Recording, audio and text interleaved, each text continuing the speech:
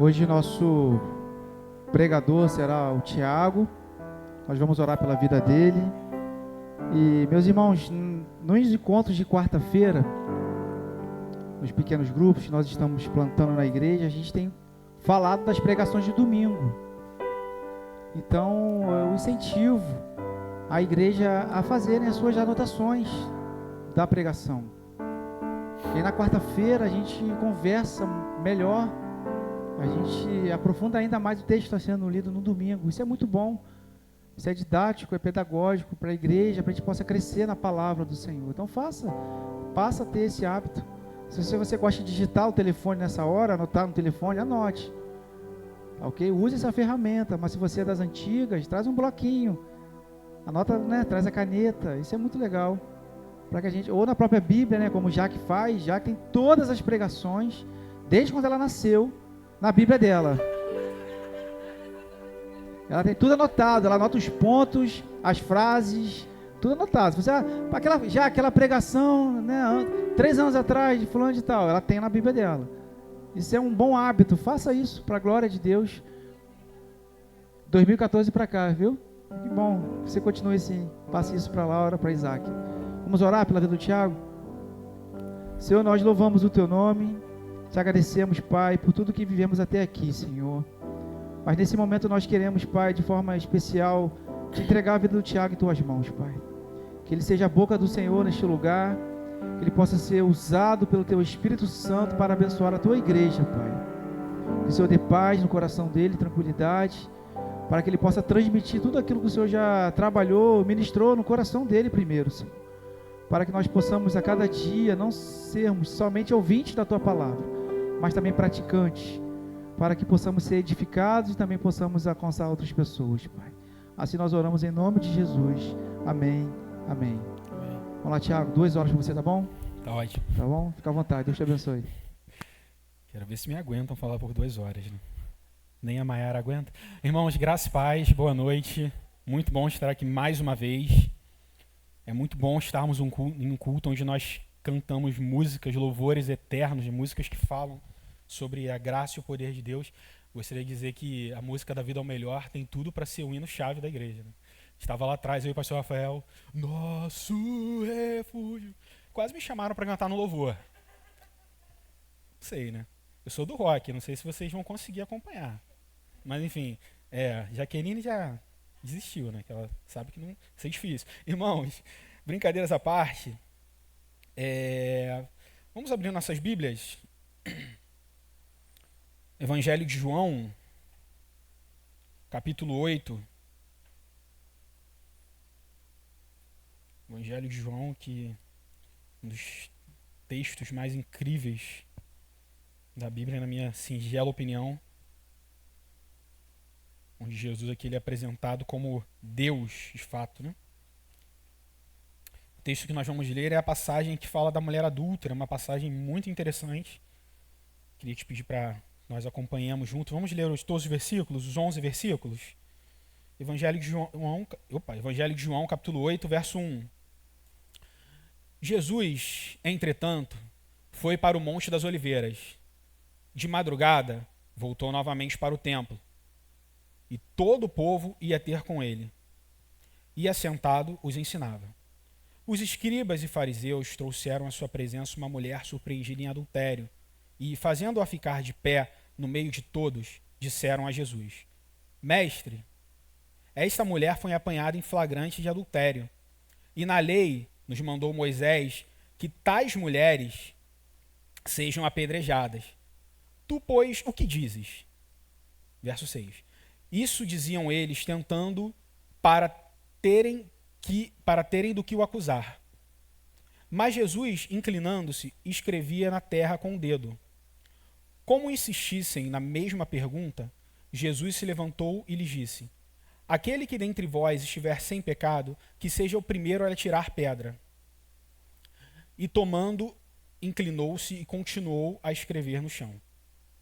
Mas ouvindo eles essa resposta, e acusados pela própria consciência, foram se retirando um por um, a começar pelos mais velhos, até os últimos, ficando só Jesus e a mulher onde estava. Erguendo-se Jesus e não vendo a ninguém mais, além da mulher, perguntou-lhe: Mulher, onde estão os seus acusadores? Ninguém te condenou? Respondeu ela: Ninguém, Senhor. Então disse-lhe Jesus: Nem eu tampouco te condeno. Vá e não peques mais. Irmãos, a Bíblia, ela a princípio não foi escrita da maneira que nós conhecemos aqui, tá? Ela não tinha essa divisão de capítulos e versículos. Ela era, por exemplo, o Evangelho de João, ele é escrito totalmente, as cartas elas eram escritas de forma inteira, e depois de muitos anos, por questão de praticidade, né, e até de didática, acrescentaram-se capítulos, e muitos anos depois acrescentaram-se versículos, porque a ideia da Bíblia sempre foi que ela fosse um livro didático, um livro de ensinamento, passado, né, de gerações em gerações, como tem sido e continuará sendo. E isso é interessante saber disso, porque se você começar a leitura desse texto, na verdade, começar a leitura do Evangelho de João pelo capítulo 7, você vai ver que o capítulo 8 inicia, nós começamos do verso 1, né? Ele inicia em continuidade, exatamente a continuidade daquilo que já estava acontecendo no capítulo 7. Porque o que estava acontecendo ali na região naquele momento era uma festa chamada de Festa dos Tabernáculos. Então, assim, você vê que o capítulo 7, ele termina já dando margem para o que Jesus começou a fazer aqui no verso 1 do capítulo 8. Então, por essa questão de praticidade, a gente consegue ter um entendimento melhor do que começar o texto dizendo: Jesus, entretanto, foi para o monte. Tá, mas onde ele estava? Ele estava exatamente no lugar onde ele estava no capítulo 7. Então, a Bíblia ela sempre anda nessa linha de continuidade. Né?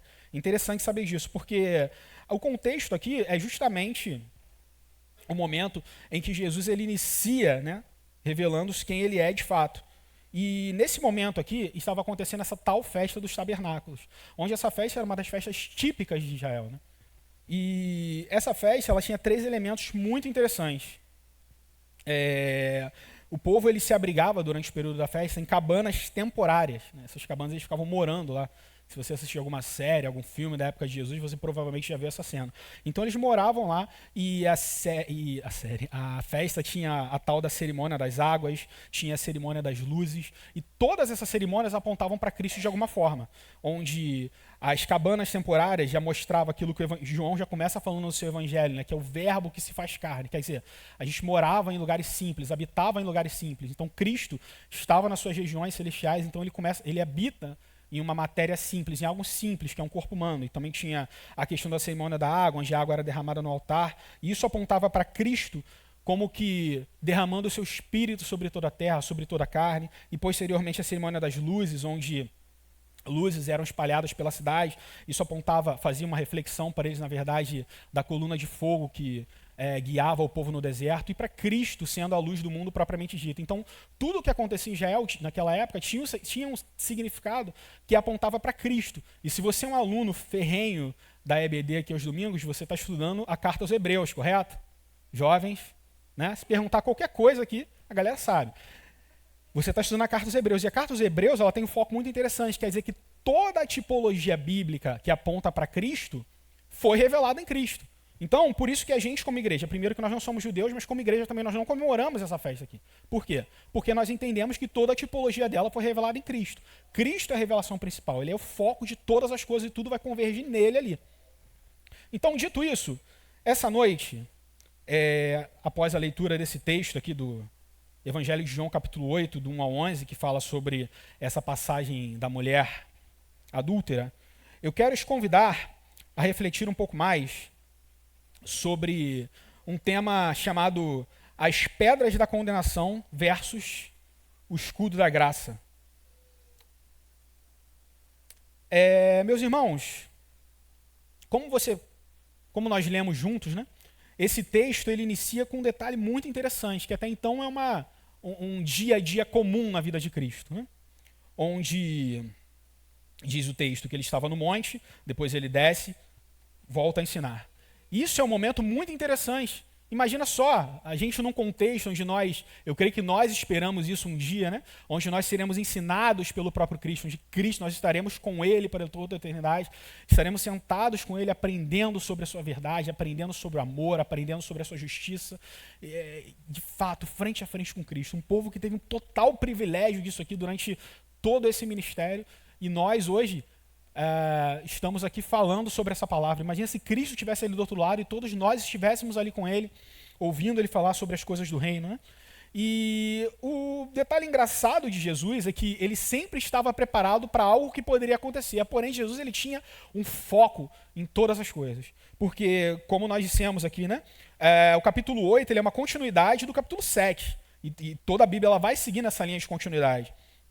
De modo que Jesus ele já estava pronto para uma continuidade de tudo aquilo que já havia acontecido antes. Então ele estava sofrendo uma perseguição pelos doutores da lei da sua época. Conforme ele ia se revelando como Messias, como Senhor, como um mestre, os doutores da sua época o perseguiam e indagavam, porque não concordavam que aquele homem, quem era aquele homem?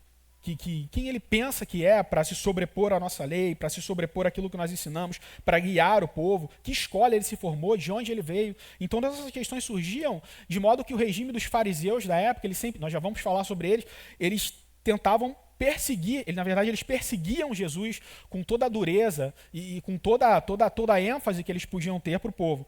Então, como Jesus, ele sempre estava preparado para aquilo que poderia acontecer, só que existe uma diferença entre estar preparado e se preocupar com o que havia acontecer, porque mesmo sabendo que ele já sofria essa perseguição, essa conspiração contra ele, enquanto ele sabia que conspiravam contra ele, que voltariam a conspirar contra ele, o que ele fazia? Jesus orava. Enquanto esses homens planejavam perseguir e posteriormente planejavam matar, o que Jesus fazia? Jesus se preparava para ensinar. Então você vê que o ministério de Jesus nunca foi em foco daquilo que poderia lhe acontecer. Os ensinamentos de Jesus nunca foram em foco com uma preocupação do que se eu continuar isso aqui, algo ruim pode me acontecer, algo pode me acontecer, algo vai me acontecer. Não, nós vivemos assim, né? A gente estava no Hagai esse final de semana e até uma coisa que a gente ficou brincando, foi hoje que aconteceu, eu acho, a gente às vezes prega ou faz alguma coisa na igreja, a gente fica esperando algum tipo de aprovação quando chega lá fora, né? E aí Jesus ele não tinha isso, ele não esperava nenhum tipo de aprovação, porque ele sabia que ele era a verdade, assim como nós hoje sabemos que nós pregamos a palavra da verdade. Então nós não precisamos esperar algum tipo de aprovação. Então isso é mais um momento que nós podemos apontar para ser igual à pessoa de Cristo. E não esperarmos a aprovação de fora para aquilo que nós fazemos em prol de Cristo. Porque, veja bem, essa palavra que eu prego não é minha, é a palavra dele. Entende? Então não tem nem como eu ser melhor do que aquilo que ele já disse em sua palavra. Enquanto esses homens são guiados pela malícia, Jesus é guiado pela vontade do Pai. Já há um ensinamento perfeito para a sua igreja de como nós devemos ser guiados. Porque assim como o Filho se submete em amor à vontade do Pai, a sua igreja também se submete em amor à vontade do Pai. Então esse é o motivo pelo qual nós vivemos, né? Então muitas vezes nós gastamos mais energia planejando resposta aos nossos adversários do que buscando a presença de Deus. Porque veja bem, às vezes parece que é mais justo para nós que nós vivamos em função de cumprir a nossa missão, aquela missão que nós acreditamos que seja importante para a nossa vida, para o nosso dia a dia, do que cumprirmos aquela missão que Cristo nos propôs em sua palavra. Então é com essa missão da palavra que nós devemos nos preocupar. E é por ela que nós devemos viver. Assim como Cristo fez, a sua igreja segue por esse rumo. E aí acontece, irmão, que se esse texto fosse somente esses 2 versículos, seria perfeito demais. Um cenário lindo e maravilhoso, as pessoas se sentam para aprender com Cristo, para aprender sobre Cristo, sobre o reino de Deus, com Cristo. Nada melhor do que isso. Só que aí começam a aparecer umas figuras diferentes nesse cenário. E aí diz o texto que os escribas e fariseus são as 2 das classes políticas e religiosas que existiam em Jerusalém naquela época, né?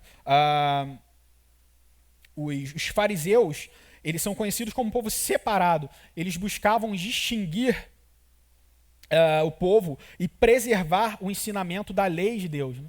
Eles surgiram dá até para passar pano para os fariseus no seu surgimento. Eles surgiram para proteger o povo de falsos ensinamentos de uma cultura grega chamada helenismo, que ensinava costumes errados para o povo. Então, numa tentativa de preservar a palavra, eles pegaram a lei que é a palavra e tornaram ela um regime mais duro, algo mais severo, algo ruim.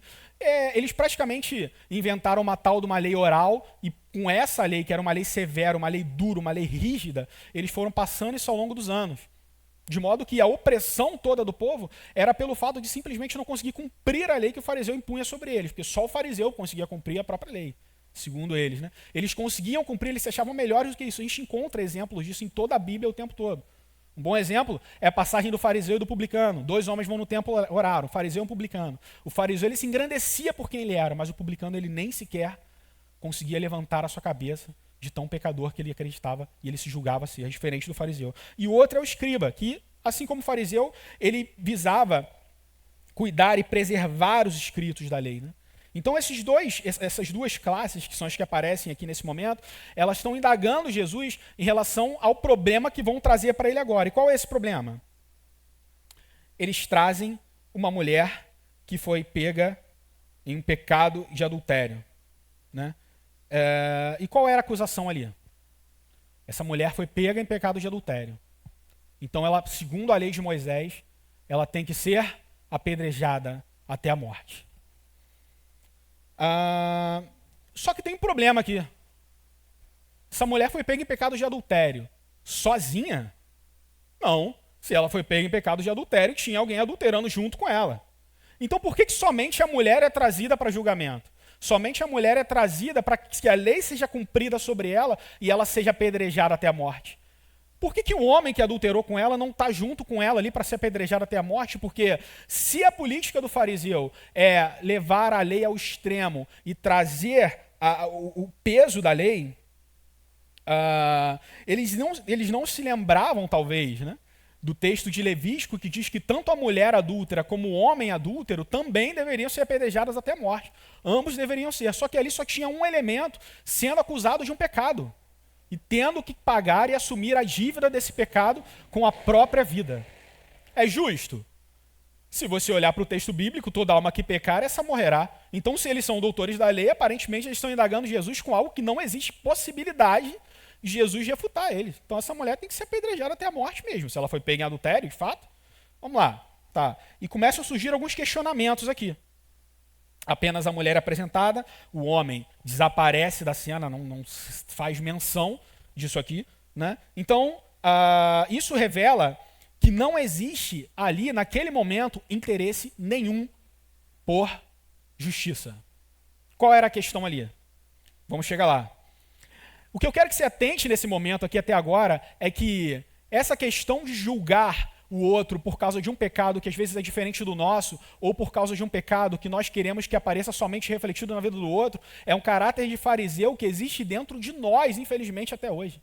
A ideia de querer culpar o outro de um pecado só porque às vezes é diferente do nosso, ou às vezes na tentativa de esconder o nosso pecado, nós queremos que o pecado do outro apareça e ele seja julgado por esse pecado. Então é muito mais justo que eu busque a minha própria justificação apontando para você e dizendo, olha, você é pecador, você precisa pagar pelo seu pecado, mas e você? Não, o assunto é você.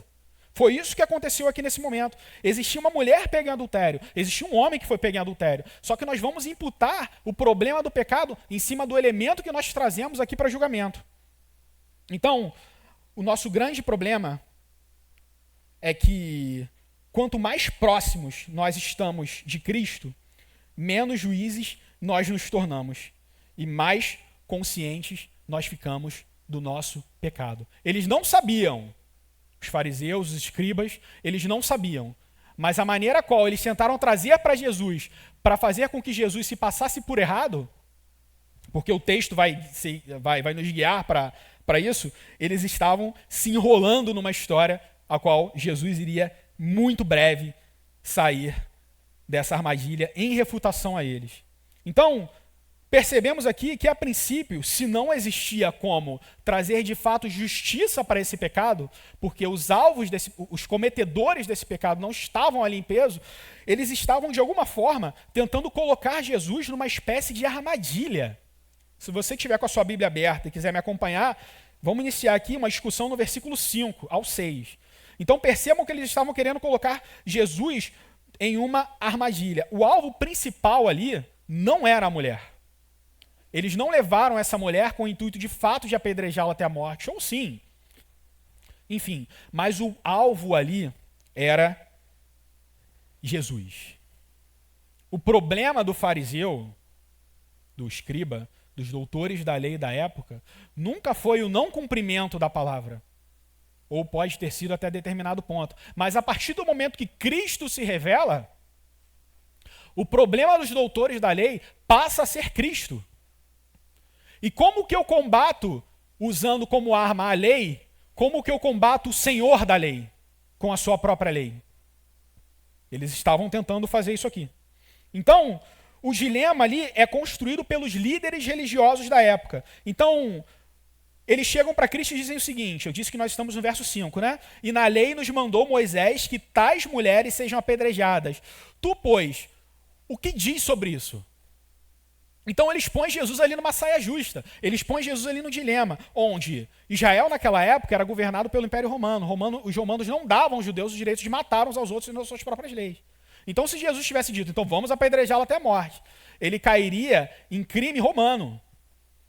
Da mesma forma que se Jesus dissesse assim, não, peraí, é uma mulher, não vamos apedrejá-la até a morte, não.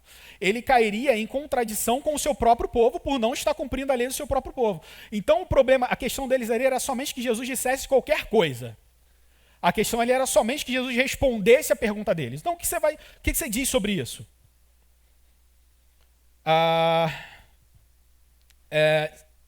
A questão ali, na verdade, era acabar com a reputação de Jesus. Então, a intenção era colocá-lo contra a lei, a sua lei, não sua lei, ele sendo o criador da lei, mas a lei judaica, a lei de Moisés, ou colocar Jesus contra o Império Romano. Então ali não tinha como sair disso, né? A gente cairia facilmente nisso aí, tá? A gente olharia assim, não, peraí. Roma diz que não pode apedrejar. Mas se vocês não verem, eu também não via. Leva ela ali para o cantinho, apedreja, acabou a história, a lei está cumprida, beleza? Acabou. A gente daria um jeito na lei, porque na história bíblica a gente vê isso aqui o tempo inteiro. E a gente começa vendo isso aqui, por exemplo, Abraão. Abraão, ó, você vai ter um filho que a sua descendência vai ser como as estrelas, mas a mulher não pode engravidar. Então o que eu vou fazer? Tá bom, é só engravidar escrava. Ó, simples. O homem ele resolve os problemas que é para Deus resolver de uma maneira que ele julga ser certa. Então por que isso não poderia acontecer aqui se fôssemos eu e você no lugar de Jesus? Era bem óbvio que acontecesse, né? Fazer valer a nossa lei em troca do sangue do pecador. Do sangue de alguém que infringe a nossa lei. Isso é super justo do nosso ponto de vista e do ponto de vista do fariseu. E nós entendemos que não é a primeira vez que isso acontece.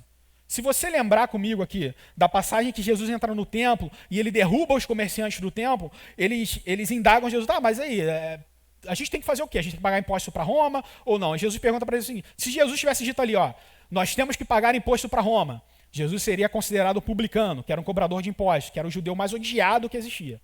Eles eram ricos, Roma deixava eles ricos, amém, mas eles eram odiados por serem considerados traidores do seu próprio povo. Então, se Jesus tivesse dito isso, não, nós temos que pagar imposto para Roma. Então, Jesus era um publicano, cobrador de impostos. Mais um motivo para perseguir e odiar Jesus. Mas se Jesus tivesse dito, não, nós não vamos pagar impostos para Roma. Então, o que aconteceria ali? Jesus seria considerado inimigo do Estado. Mais uma vez, eles tentam indagar Jesus com uma coisa que não tem como sair. Entende? Mas o que Jesus diz? De quem é o rosto que vocês veem nessa moeda? De César. Então, dê a César o que é de César. Deem a Deus aquilo que é de Deus. Então, existem dois pesos, duas medidas. É só fazer a coisa certa. Jesus ele sempre imputava para que a palavra fosse cumprida.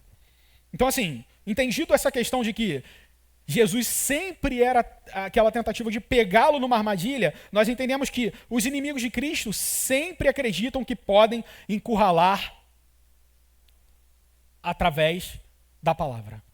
Quantas vezes você, nós já questionamos, ou nós já tentamos encurralar alguém, ou nós já fomos encurralados através da palavra? Mas você está fazendo isso, você não é crente?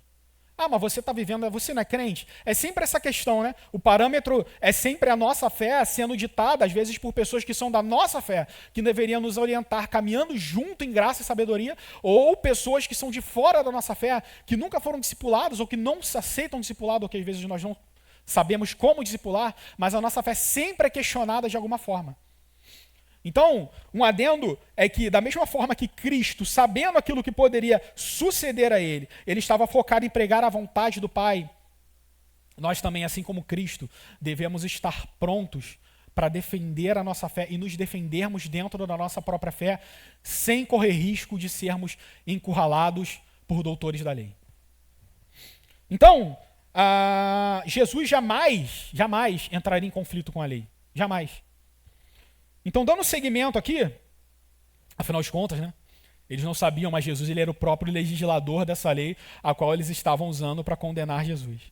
Então, acontece aqui, meus irmãos, que a sentença que Cristo dá ali, porque Cristo dá uma sentença. Não dá? Vocês leram o texto comigo. Cristo, ele dá uma sentença. E essa sentença, ela desmonta os acusadores. Ela acaba com todos os acusadores ali. Qual é a sentença que Jesus dá? A questão ali era a seguinte. Ela foi pega em adultério. A gente precisa matar essa mulher. O que você acha? O que você diz sobre isso? Jesus, ele dá uma sentença. Sabe o que ele diz? Ele diz aqui, aquele que dentre vós estiver sem pecado, seja o primeiro a tirar a pedra. Aquele que nunca pecou, atire a pedra. Essa é a sentença de Jesus. Simples. Simples. Jesus, ele foi a favor da lei? Sim. Jesus, ele concordou que o pecador, ele tem que morrer? Sim. Só que ele disse aqui.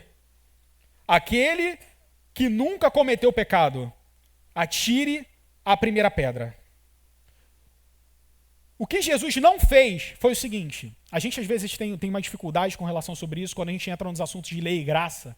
A gente costuma às vezes pensar ou dizer de uma forma errada ou ouvir de uma forma errada que Jesus em algum momento no seu ministério ou mesmo pós a cruz, ele anulou a própria lei. Não, na verdade Cristo ele cumpriu a lei o tempo inteiro. Isso deu a ele a garantia de ser um homem perfeito, digno de morrer pelos nossos pecados. Então Cristo em momento algum, ele desbanca a lei, ele acaba com a lei. Não, porque a lei era própria dele. Como pode o legislador ser contra a sua própria lei? Como pode o autor e criador da lei ser contra a sua própria vontade? Como pode o Senhor de todas as coisas, aquele que guia o mundo segundo a sua vontade, ele chegar e dizer, não, minha vontade está errada aqui. Isso de maneira alguma. Então Jesus, o que ele não fez ali foi ter relativizado o pecado. Ele não ignorou a gravidade do pecado. Cristo, ele olhou para o pecado ali naquele momento, ele disse, não, toda alma que pecar de fato, ela precisa pagar por esse pecado. Só que essa dívida não é cobrada por vocês. Não são vocês, os legisladores, os senhores, que vão trazer sobre essa mulher um juízo que não cabe a vocês impetrar sobre ela, não cabe a vocês pôr esse jugo sobre ela. Mas se lhes parece correto fazer isso, então aquele que dentre vocês não tem pecado, não se acanhe, atire a pedra nessa mulher. Não interessa se vocês só trouxeram ela, não interessa se vocês não trouxeram o homem que estava adulterando com ela. Vocês acham que ela é pecadora? Então, se lhes parece correto julgar essa mulher do pecado com a própria vida dela, atirem vocês a pedra nela. Mas façam isso somente se vocês não tiverem pecado. Cristo aplicou a lei ali? Sim. Segundo o texto de Deuteronômio, as testemunhas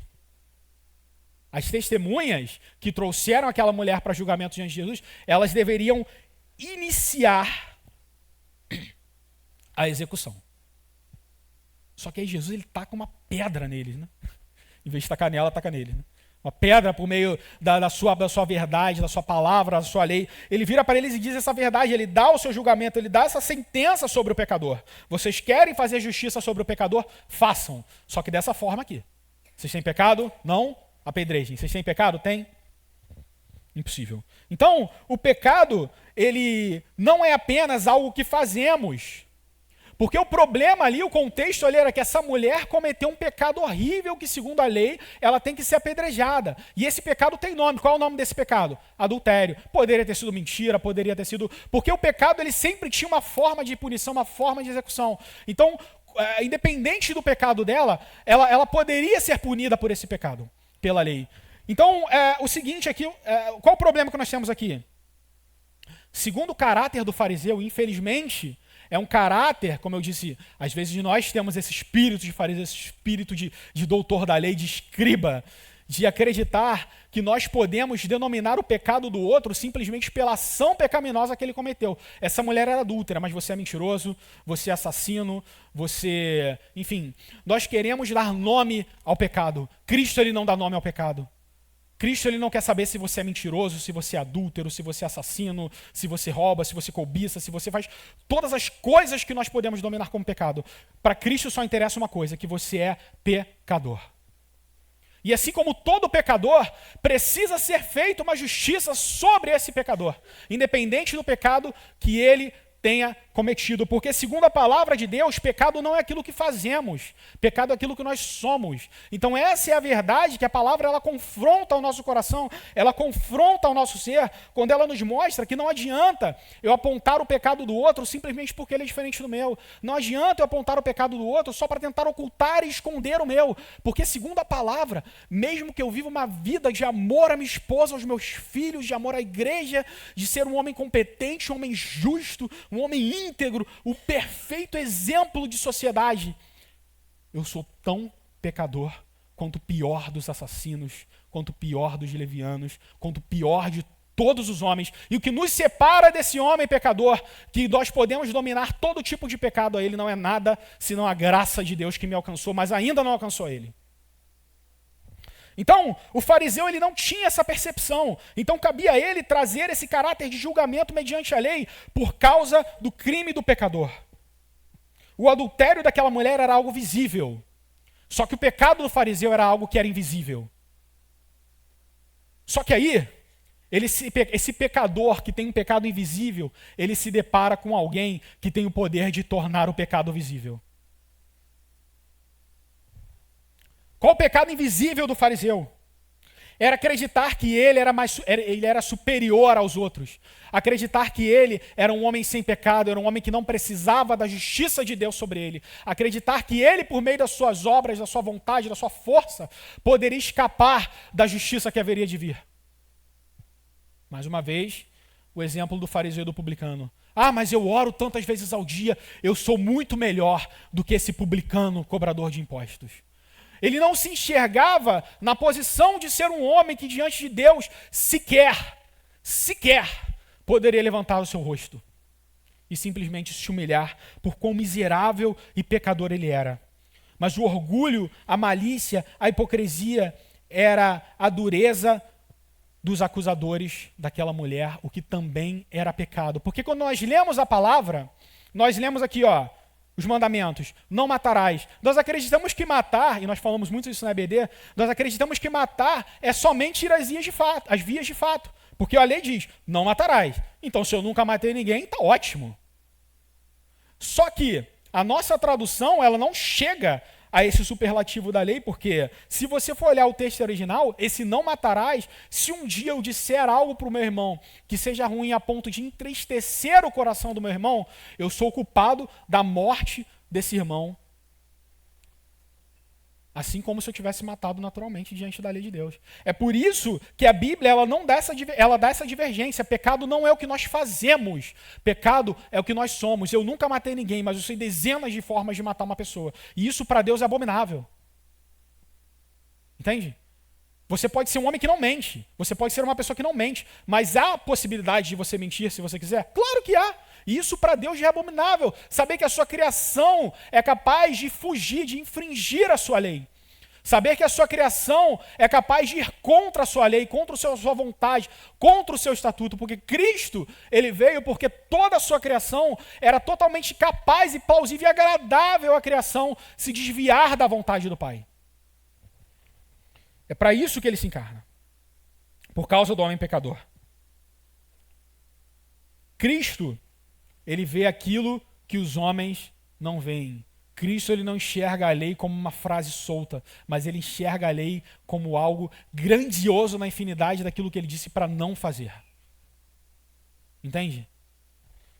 Ah, mas aí depois ele fala que a lei são só 2 mandamentos. Ainda assim, você consegue amar o seu irmão como a você mesmo? Você consegue amar a Deus sobre todas as coisas? Não? Então você precisa de um Salvador.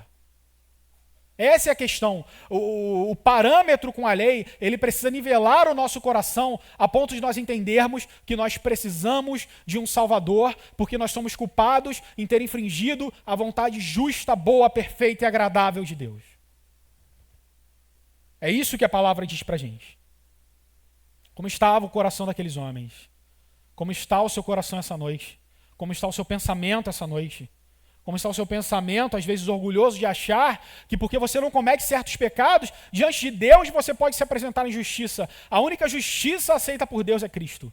A única justiça digna de Deus é o Filho de Deus, não nós.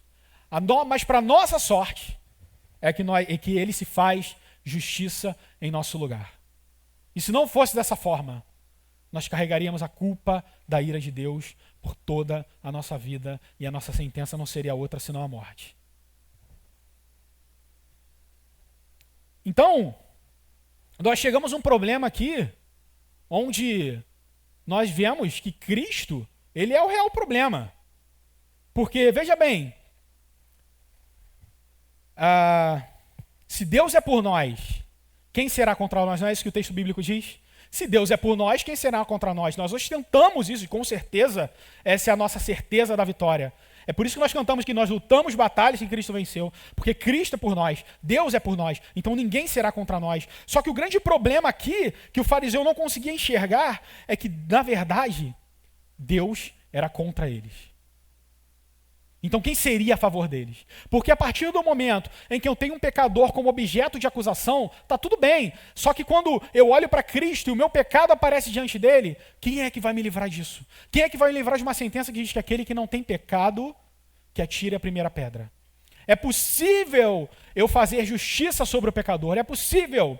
É só eu não ter pecado. Simples. Se eu fosse Deus, seria um grande problema aqui para vocês. Verdade. Então, com isso, nós chegamos aqui num ponto crucial da mensagem, onde os acusadores, eles são retirados da cena. Algo impressionante acontece. Porque aquela mulher estava sendo julgada num tribunal montado pelos doutores da lei da sua época, pelos homens dignos de acusá-la da sua época. Só que esse tribunal que era regido por eles, esse tribunal ele muda de forma, onde os juízes ali, eles passam a ser os condenados ali. E o juiz, ele se torna quem era o juiz desde o começo, que é Cristo. De repente, as pedras das mãos desses homens começam a cair. Os acusadores, eles abandonam as pedras. Os juízes deixam os seus lugares. O tribunal humano é dissolvido ali, ele acaba ali. E tudo que permanece ali é o tribunal de Deus. O tribunal de Cristo. Isso poderia ser facilmente o tema dessa mensagem. Próxima vez me lembra de mudar.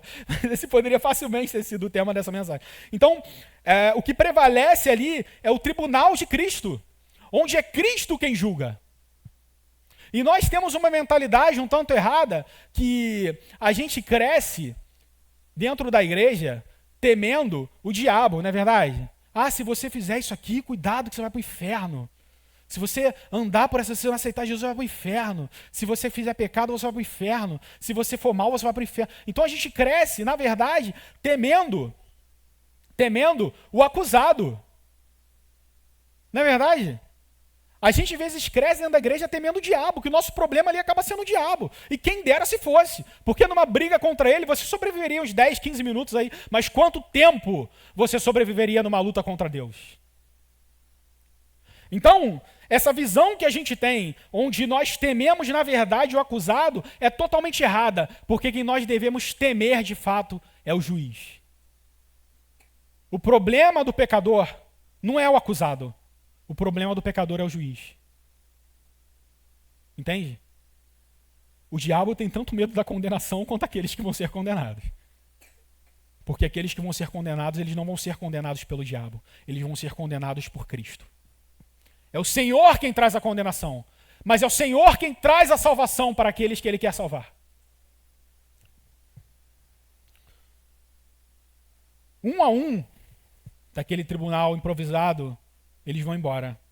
Um a um, do mais velho ao mais novo, largam as pedras, talvez porque os mais velhos tinham um entendimento melhor da besteira que eles estavam fazendo, né?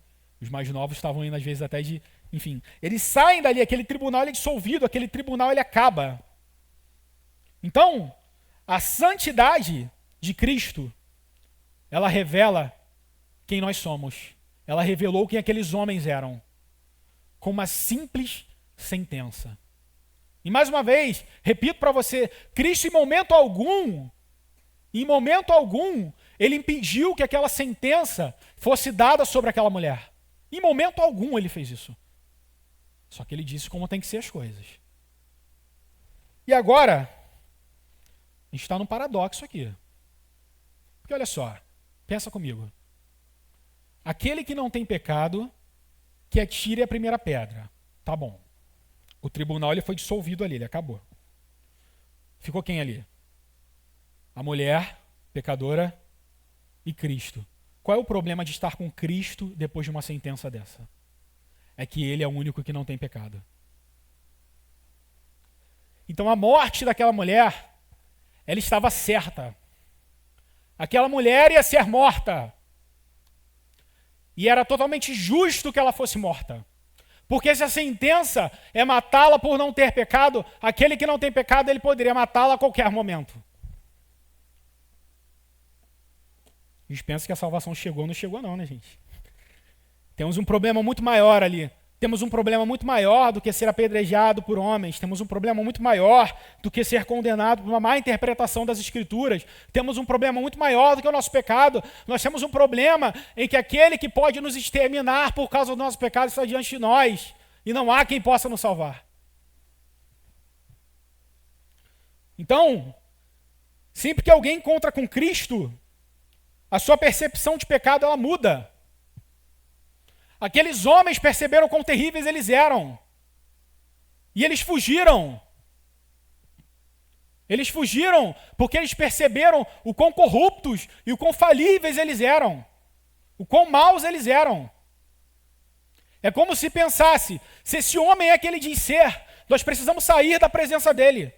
Nós precisamos fugir dele. Nós precisamos fazer aquilo que Pedro fez. Senhor, afasta-se de mim, porque eu sou pecador.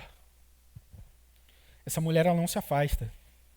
Me dá uma raiva dela, porque eu sairia correndo dali se eu tivesse tido essa percepção aqui. Ainda bem que ela não fugiu. Antes, talvez, ela fosse que nem os fariseus. Ela só viu o pecado dos outros, a ponto de ter enxergado somente o dela. Antes, ela não via esperança para o pecador, assim como os fariseus não ensinavam esperança sobre o pecador. Porque quando a gente lê lá em Salmos, que Davi, ele pede misericórdia a Deus, ele pede para que Deus mude a ira dele, para que Deus não lance a ira dele sobre ele. Deixa eu te falar uma coisa.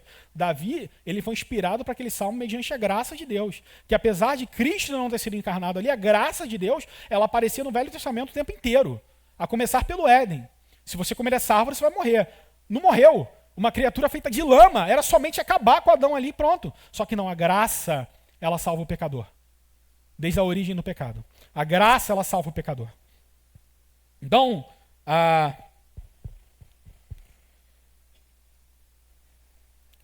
essa mulher, ela está ali, diante de um tribunal que ela não consegue sair.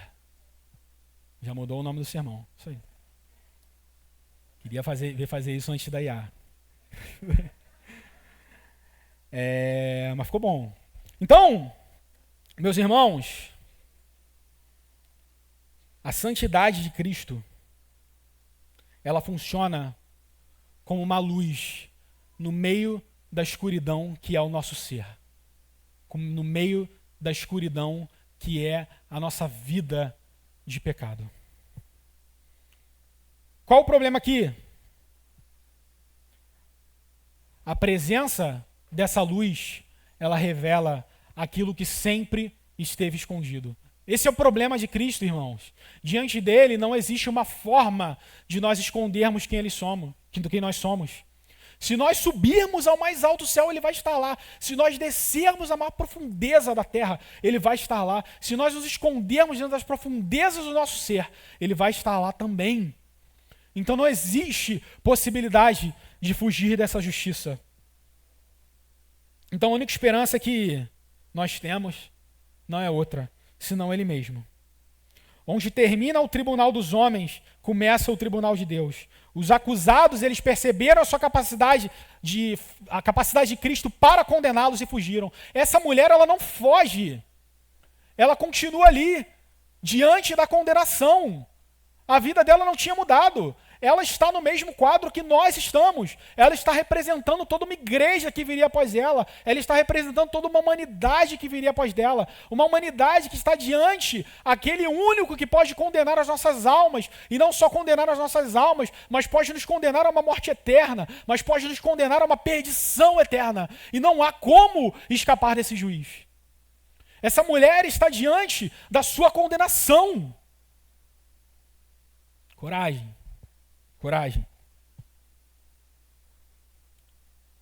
Essa mulher, ela chegou ali esperando a morte. E a situação só piora. Porque se aquele que não tem pecado está diante dela, ela vai morrer a qualquer momento. Só que ao invés de apedrejar essa mulher e matar essa mulher, sabe o que ele diz para ela? Ele não diz. Vou parafrasear aqui, tá? Dê licença. É como se ele dissesse para ela: mulher, lança o seu fardo sobre mim. Lança o seu pecado sobre mim. Porque você não pode ir contra esse pecado. Você não pode se livrar desse mal. E eu não estou nem falando do adultério. Existe um mal em você, mulher, que você não pode, mesmo que você nunca tivesse adulterado, mesmo que você nunca tivesse mentido, mesmo que você visualmente nunca tivesse denegrido a minha lei, mas existe um mal em você que você jamais poderia vencer, que você jamais poderia superar, que você jamais poderia fugir. E eu tenho poder de condenar você por esse mal. Só que lança esse mal sobre mim. Porque eu vou te mostrar que lá na frente, eu vou pegar todo o mal que existe em você. Eu vou pegar todo o mal que existe nesses fariseus que trouxeram você para te condenar. Eu vou pegar todo o mal que existe no homem que estava adulterando contra você, que nem chegou aqui. Eu vou pegar todo o mal da humanidade. Todo motivo de apedrejamento da humanidade. E eu vou lançar sobre mim mesmo. Era isso que ele disse para ela. Está escrito aqui, não? Mas é isso que ele disse para ela. Exatamente isso. E ela entendeu. Por isso que ela não fugiu. Porque da mesma forma que chegaram com ela diante de Cristo para trazer condenação, eles enxergaram condenação. Porque de fato, Cristo ele põe aqueles homens numa situação onde eles eram os condenados. Só que Cristo se revela para ela como a graça de salvação das suas almas. Da sua alma. Então, irmãos, essa mulher, em uma situação onde não existia esperança para ela, ela é confrontada por aquele único que poderia lhe salvar do seu pecado, que poderia lhe salvar desse mal. Cristo, quando todos se retiraram, estavam apenas dois, o pecador e o Salvador. A palavra da graça ali é, assim como teve uma palavra de condenação, né? Teve uma palavra da graça. Nem eu tampouco te condeno. Onde estão os seus acusadores, mulher? Aonde eles estão? Eles não estão aqui. Nenhum deles? Não. Nem eu tampouco te condeno. E nós vemos aqui um vislumbre da graça de Deus sendo derramada sobre o pecador. Jesus oferece misericórdia no lugar da condenação. A condenação não é a última palavra. O pecado que existe sobre a sua vida, sobre a minha vida, não é a sentença final. A sentença final é: eu não te condeno. A sentença final é: vá e não peques mais. Essa mulher não entendeu, só que ele já estava colocando ela na mesma situação que eu e você estamos, que é uma situação de poder se santificar dia após dia, crendo que no final das contas nós seremos resgatados de uma vez por todas pelo nosso Senhor. E essa mulher já tinha sido posta nessa linha, a qual nós estamos hoje graças à cruz do Calvário, que nos tira da nossa situação de pecador e nos põe no caminho da salvação eterna de Cristo. Ele em momento algum disse: o seu pecado não importa. É isso que a gente quer ouvir, né? O seu pecado não importa. Continua vivendo dessa forma. O que importa é teu coração. O que importa é... Ele diz o seguinte: aonde estão os seus acusadores? Eu não te condeno. Viva uma vida de santidade, mulher. Santifique-se, fuja do seu pecado. Vá e não peques mais. Essa é a mensagem do evangelho para você essa noite. Fuja do seu pecado. Vá e não peques mais. Não importa a acusação que fazem contra você. Não importa a acusação que fazem contra nós. Não existe acusação para aqueles que estão em Cristo. Porque tudo se fez novo, mediante daquele que nos salvou. Todos nós éramos pecadores. Como diz o Paulo em Romanos, né? Todos pecaram e estão destituídos da glória de Deus. Mas a graça de Deus é o dom gratuito que nós recebemos para fugir desse mal. A diferença era apenas essa. O pecado era algo público, mas Cristo torna esse pecado visível, de modo que somente ele pode salvar. A lei, ela revela o nosso pecado, só que o escudo da fé em Cristo é um espelho que reflete o pecador, e ele percebe que se não for esse homem para me salvar, se não for Cristo para me salvar, não existe esperança para mim. Cristo é o nosso juiz perfeito. No tribunal das nossas vidas, existe um juiz que é perfeito, que não falha, que a sua palavra é justa, boa, perfeita e agradável, e vai agradá-lo no final de todas as coisas. Existe o Senhor capaz de agradar o próprio Pai. Existe um Cristo capaz de agradar aquele a quem ele submete em amor. Existe um Cristo que se dá pelo pecador. Então a mensagem, meus irmãos, você pode esquecer tudo o que eu falei. Eu preciso que você lembre somente de uma coisa. Nenhuma condenação há para aqueles que estão em Cristo. É isso que essa mulher precisou lembrar. É isso que nós precisamos lembrar. Agora, pois, já não há nenhuma condenação para os que estão em Cristo. A mulher ouviu: nem eu te condeno. Todo aquele que está em Cristo, pela fé, ouve a mesma declaração. Não importa o que o pecado fez com você em acusação, em maneira física, em maneira sólida, forte. Não há condenação sobre a sua vida, meu irmão. Não há condenação sobre aqueles que estão em Cristo. Não há condenação sobre aqueles que permanecem na fé em Cristo, porque Ele levou sobre si toda a condenação que havia sobre nós. E a morte nunca teve poder sobre Ele por causa de todas essas coisas. Meus irmãos, que Cristo possa nos abençoar essa semana, possa nos abençoar todos os nossos dias e que nós possamos ter essa certeza, essa convicção da fé em que Cristo salva o pecador. Amém? Vamos orar?